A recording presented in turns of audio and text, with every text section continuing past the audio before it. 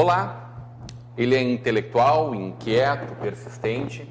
Na semana passada nós conversamos um pouco com Flávio Fischer, nosso tabelião em Novo Hamburgo, um pouco mais da trajetória de sucesso que fez com que nós chegássemos hoje no modelo exportação de tabelionato, não é, doutor Flávio?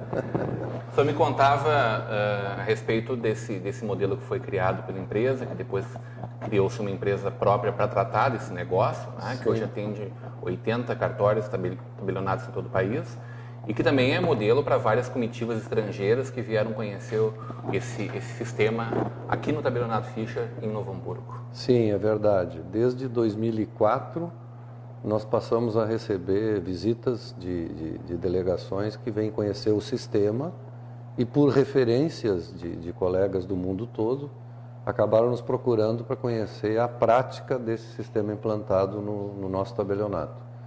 Então, por 4 vezes nós recebemos delegações diferentes, de estados diferentes ou províncias diferentes da China, uma outra ocasião da Espanha, e há 2, 3 anos atrás o presidente da União Internacional, que era um francês, também fez questão de vir nos conhecer, e também um presidente da União de Notários do Peru vieram aqui conhecer o sistema. Daí até, inclusive, nessa ocasião, depois de visitar o tabelionato, eles foram conhecer a empresa que hoje é detentora dessa sistemática, que é a ETAB. Então, realmente, parece que, além do resto do país, que gostou, enfim, da sistemática que a gente criou, ela foi totalmente criada dentro do Tabelionato Fischer, na época, pelo nosso pessoal interno, né? E deu muito certo, enfim, o sistema, porque juntou a preocupação com a atividade fim propriamente dita, com o conteúdo, com a segurança jurídica, mais a segurança dos atos propriamente ditos usando a tecnologia, né? E como eu sou meio, não é nem incansável, né? Eu sou meio sedento em relação a novidades e tecnologias. Faz uns 10 anos que eu venho dizendo que eu só vou sossegar o dia que um cliente nosso aqui de Novo Hamburgo puder assinar uma escritura em que a outra parte esteja, eu usei um exemplo simples, que a outra parte esteja na França. E os tabeliães de lá e daqui se comuniquem virtualmente com certificação digital, que é um serviço que hoje nós já prestamos também no tabelionato, tendo a segurança eletrônica aliada também a esse conceito jurídico e técnico, e as pessoas não precisam se deslocar. Eu acho que só as companhias aéreas não vão gostar muito disso. Porque... Já teve uma atitude assim que o senhor tomou em algum momento? Sim, né? sim. Deu sim. fé pública para alguém que estava no Chile. Foi eu criei uma solução há anos atrás para uma empresária daqui que foi morar no Chile e tinha assinado como fiadora um contrato de locação, e ela disse que estava com dificuldades de produzir o ato notarial lá no Chile, né? E eu disse, olha, eu posso pensar numa solução, e a solução que eu concebi na época foi, diante da minha fé pública, eu posso declarar um convencimento meu a respeito de um fato. Isso, inclusive, se pratica num ato chamado ata notarial. Por exemplo, se acontecesse um problema aqui na tua empresa, na televisão, que tu perdesse equipamentos por conta de uma pane da energia elétrica, e eu estivesse aqui presente, eu pudesse constatar, eu te dou um documento que prova o tamanho do prejuízo que tu tivesse naquele momento. Isso vira uma prova pré-constituída para um futuro processo, coisa parecida. E aí também eu fiz isso em relação a essa assinatura, porque eu, convencido de que ela era autêntica, declarei, eu não podia fazer um reconhecimento de firma, porque o reconhecimento de firma depende da assinatura física original. Como eu não tinha isso em mãos, eu declarei que a assinatura que figurava naquele documento de internet, extraído da internet, correspondia ao exemplar que eu tinha arquivado no meio eletrônico nesse sistema novo que eu tinha implantado. E a imobiliária, na época que recebeu, disse, não, Fischer, se tu declara com a tua fé pública isso, eu aceito. e ela pôde fechar, o irmão dela que estava aqui em Novo Hamburgo pôde fechar o contrato de locação e resolveu a questão e nunca precisou a imobiliária tomar conhecimento do documento original, porque ela tinha certeza de que pela fé pública do tabelião e pela responsabilidade que o tabelião assume por os atos que pratica, inclusive com o seu próprio patrimônio, responde pelos eventuais equívocos que possa cometer, e resolveu a questão. Agora, hoje, isso é possível com certificação digital. Eu, além disso, desses cuidados que eu tive na época, eu acrescento um sistema eletrônico de casamento de chaves criptografadas numa ponta e na outra, que asseguram com uma segurança absurda a verdade daquele fato que está se declarando. Esse protagonismo que tu tens, até pela inovação, pela iniciativa, ele se demonstra em vários momentos dentro da classe, né? Com outros tabeliões. Sim, te levou à condução, te conduziu à direção do Colégio Notarial do Brasil em mais uma oportunidade. Sim, sim. Uma vez no Estado e 3 vezes no país. E, inclusive, a ser membro da direção da União mundial, Internacional, da sim. União Internacional. Inclusive, pelo 3º mandato consecutivo, eu integro a direção-geral da União. E esse teu ativismo, ele se mostra também dentro da nossa comunidade sempre muito forte. Foi a Fundação Semear, foi a presidência da ACI, foi o Grupo da Segunda. Tenho saudades. É que eu quero conversar um pouco mais contigo, né? Tá bom. Aquilo foi lá no começo da década de 90, Sim. movimento da cidadania Sim. contra a miséria, a fome pela exatamente, vida. Exatamente, muito lembrasse forte bem. em toda a cidade, Sim. com várias pessoas, personalidades da nossa comunidade. Suprapartidários, né?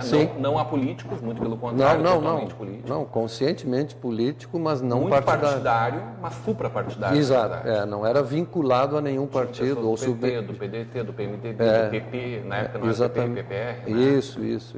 Tinham vários partidos. Na verdade, todos foram convidados. Alguns integraram imediatamente, outros vieram aos poucos, né? Não havia uma designação oficial de um partido, né? Foi um movimento espontâneo que surgiu na época. Mas puxado por ti. Né? Na verdade, eu fui procurado para liderar o movimento. Né? A ideia tinha sido, na época, quem me procurou foi o Betinho Mosman, Carlinhos Mosman, e mais uma pessoa. Milton.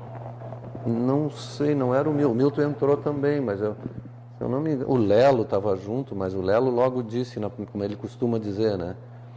Não falem nada na minha frente que eu não possa botar no jornal. Daí nós tivemos que expulsar ele na primeira reunião. Não, ele se auto-expulsou, né? Eu gosto demais do Lelo e acho ele um sujeito muito autêntico e tal, mas esse aspecto realmente prejudicou. E eu queria muito a participação dele, porque ele é um sujeito com muitas ideias, com muita vibração na busca de soluções. Hoje tem um programa TVNH. Né? Pois exatamente. Então, enfim, mas ele disse, não fala nada na minha frente que eu não possa botar no jornal. Bom, então não vai dar, porque algumas coisas nós não vamos querer que vá para o jornal. Por aí foi, a gente começou se chamou Grupo das Segundas, porque tinha um jornalista, o Maneco, João Maneco, que eu acho que ele era assessor da prefeitura, ele tinha algum cargo aí, eu não me lembro bem como é que era a história. Ele começou a saber das reuniões desse grupo e descobriu que o grupo era Segundas. E um dia ele me entrevistou e perguntou, tá, Fischer, mas como é o nome do grupo? Eu digo, não, é sem nome. Ele disse, não, então eu vou chamar de Grupo das Segundas. E ficou. Né? Eu agora me encontro com ele no Facebook, porque ele está de assessor parlamentar em Brasília, mas eu me comunico com ele no Facebook. Eu gostei muito, gosto muito até hoje do Maneco. E foi ele que atribuiu esse nome, Grupo das Segundas, porque se reunia às segundas-feiras no final do expediente lá no próprio tabelionato. Mas era assim, a gente queria, eu até assemelho um pouco, embora nunca tenha participado diretamente, aliás, não da concepção, ao grupo Pensando Novo Hamburgo. Uma outra conotação, lá era só discussão de ideias. Não se pensava, na época, em ações práticas, se pensava numa concepção de projeto para Novo Hamburgo. Nós queríamos imaginar, por uma insatisfação que hoje se revela mais forte de novo, né? A gente parece que escuta uma pessoa, outra falar e tal, e todo mundo diz, quando é que a gente vai mexer, o que está acontecendo? Algumas pessoas, de uma maneira até preconceituosa, Novo Hamburgo precisa ser dirigida pelos hamburguenses, não sei o quê. Digo, então não me tirem fora, porque eu não sou nascido aqui, eu sou de Dom Pedrito, então o que vocês querem comigo? Que eu participe de ações em favor da cidade? que eu também sou estrangeiro, né? Então eu acho que a gente tem que rever esse conceito e pensar o que é melhor para o município no estado em que ele está hoje. E pessoas que possam contribuir para isso, não importa onde estiveram no passado, onde nasceram, estão aqui hoje e querem o bem da cidade, então vamos nos unir. É mais ou menos isso. A qualificação tem que ser maior que a tua naturalidade. Evidentemente, para mim, naturalidade não diz nada, ou diz muito pouco. É o lugar que a gente escolhe para viver? Evidentemente. Disse que, inclusive, quem é hamburguense por opção talvez possa ser até mais autêntico. Eu escolhi. Né? Não Nascer é uma circunstância. É uma circunstância. É a mesma coisa em família.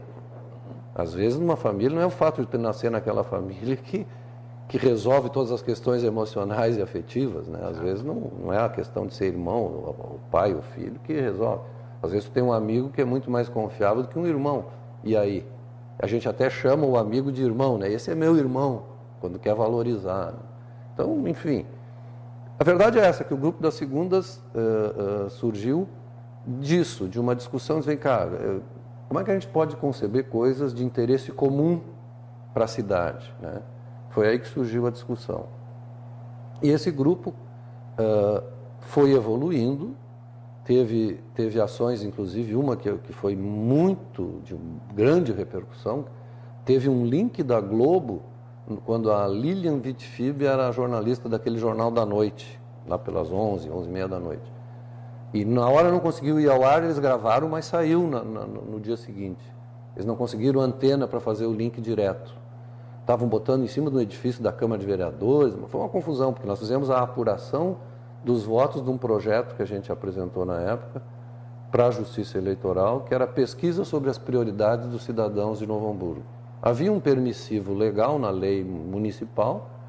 O Milton Fagundes, na época, era vereador, e disse, olha, Flávio, existe isso aqui, vamos discutir no grupo, vamos executar. Eu falei com o juiz eleitoral, que na época era o Dr. Pupiri, e ele disse, não, Fischer, se tu conseguir, eles nos emprestaram as urnas, né?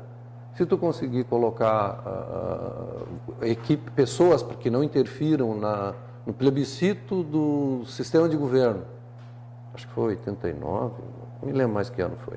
O fato 91, consulta sobre a monarquia. Consulta sobre a monarquia, etc. Então, nesse plebiscito, nós tivemos urnas paralelas que podiam votar quem quisesse.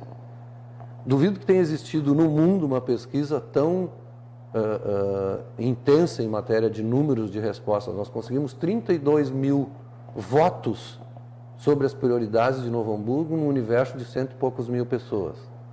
Quer dizer, hoje se pesquisa para a eleição presidencial com 2.000 pessoas. Nós tínhamos 32 mil só para Novo Hamburgo. E eu lavrei, na época, como tabelião, uma ata notarial para relatar tudo o que aconteceu e os resultados da pesquisa. Mas o prefeito, na época, disse que aquilo não tinha... Agradeceu o trabalho daquele grupo. Paulo Rickson. Não, era o Atalib. Era o Atalib.